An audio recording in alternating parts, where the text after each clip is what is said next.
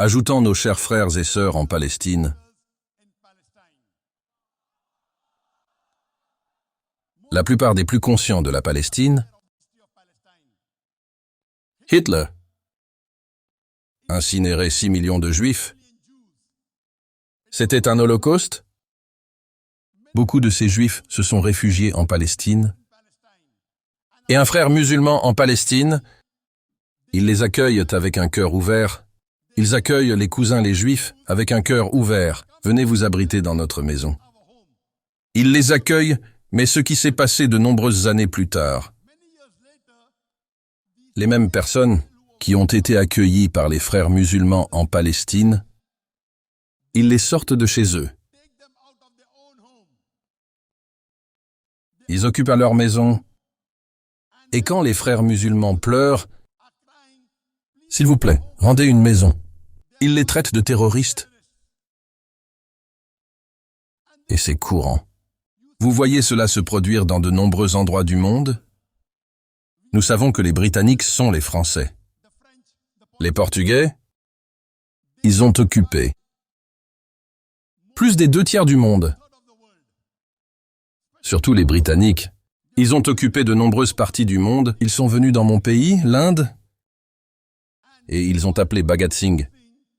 Quand Bhagat Singh a essayé de les faire sortir d'Inde, ils l'ont qualifié de plus grand terroriste à l'époque.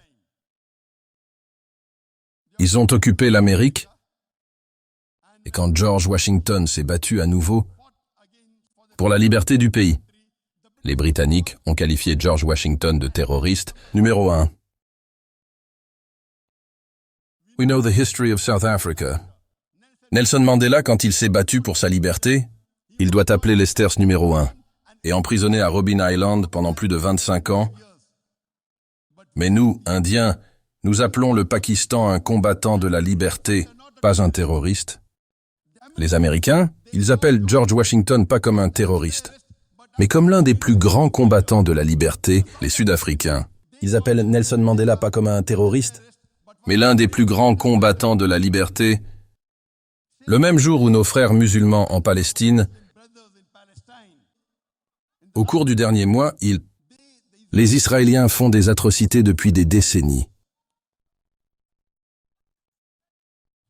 Depuis plus de 50 ans, au cours du dernier mois, ils ont tué des milliers de Palestiniens innocents, femmes et enfants. Nous condamnons ce génocide et nous demandons au monde de dire à Israël, pour arrêter ce génocide, prions pour les frères et sœurs palestiniens.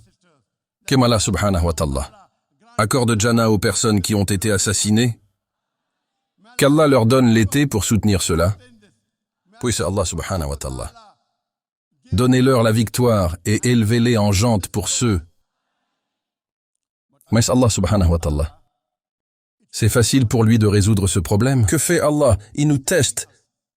Et j'ai couvert ça dans mon haut. Allah nous teste et l'alhamdulillah palestinienne, la plupart d'entre eux auront des couleurs vives. Mais qu'en est-il de nous, musulmans? Que faisons-nous? Je fais un discours sur les 13 points d'action pour le musulman.